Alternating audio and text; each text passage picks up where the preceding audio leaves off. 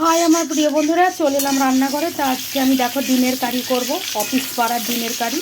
তার জন্য আমি ডিমটা সেদ্ধ করে ছাড়িয়ে নুন হলুদ অল্প একটু কাশ্মীরি লঙ্কার গুঁড়ো মাখিয়ে আমি লাল লাল করে ভেজে তুলে নিলাম। তো দেখতে থাকো। ডিম ভেজে তুলে নিয়েছি, ওই কড়াই আরও তেল দিয়ে দিলাম। এবার ফোড়নটা দেবো। ফোড়নে দেবো একটা তেজপাতা, একটা শুকনো লঙ্কা, একটু কালো জিরে আর একটু রাঁধুনি ফোড়নে দিয়ে দিলাম। এবার ভেজে নিয়ে পেঁয়াজটা দিয়ে দেবো। তো পেঁয়াজটা দিয়ে দিয়েছি। এবার আমি পেঁয়াজটাকে লাল করে ভেজে নেব, দিয়ে আদা রসুন কাঁচা লঙ্কা পেস্ট দেবো। পেঁয়াজটা ভাজা হয়ে গেছে, এবার পেস্টটা দিয়ে দিলাম। আবার ভালো করে কষিয়ে নেব।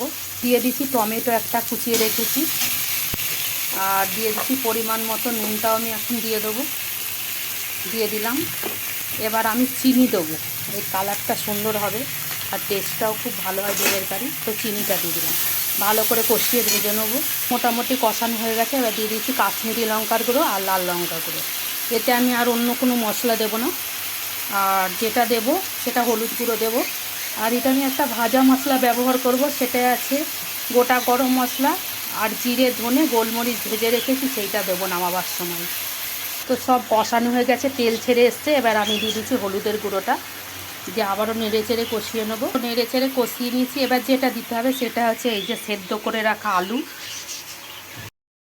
করে রেখেছি, সেই কেননা ঝোল বলে আমি আলুটা নেবো, দিয়ে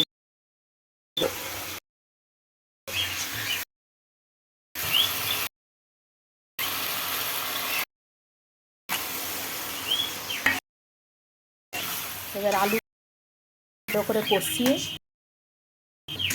আর ফুটে আসলেই আমি ডিমগুলো ছেড়ে দেবো। তো এই যে বন্ধুরা, অফিস পাড়ার ডিমের কারি আমার সম্পূর্ণ রেডি। তো এবার আমি যে ভেজে রেখেছিলাম বললাম মশলাটা, সেই মশলাটা দিয়ে দিচ্ছি। তোমাদের কাছে ধনে পাতা থাকলে কুচিয়ে দিতে পারো, আমার কাছে নেই, আমি তাই দিলাম না, না দিলেও চলবে। তো এইটা বন্ধুরা আমি অফিস পাড়ার ডিমের কারি যে কারণে বললাম, এটা শর্ট করে রান্না হয়ে যাবে। আর অফিসে যেতে গেলে দেখো দুটো তরকারিও লাগবে না, এইরকম একটা তরকারি হলেই খেয়ে বেরিয়ে যেতে পারবে। যে কোনো ছেলে বলো মেয়ে বলো সবাই রান্না করতে পারবে। ভাত বসিয়ে দুটো আলু ভাতে দিয়ে দেবে, আর আজকাল তো মিক্সিতেই মশলা সব হয়ে যায়। তো এই অনুযায়ী রান্না করবে, সবাই ভালোভাবে খেতে পারবে শান্তিভাবে, আর তাড়াতাড়িও হয়ে যাবে কাজের তাড়া থাকলে। তো হচ্ছে কি ঠিকঠাক আমার বন্ধুদেরকে আমি বোঝাতে পারলাম তো। তো চলো এবার আমি নামিয়ে নিই, আর সবাই ভালো থেকো।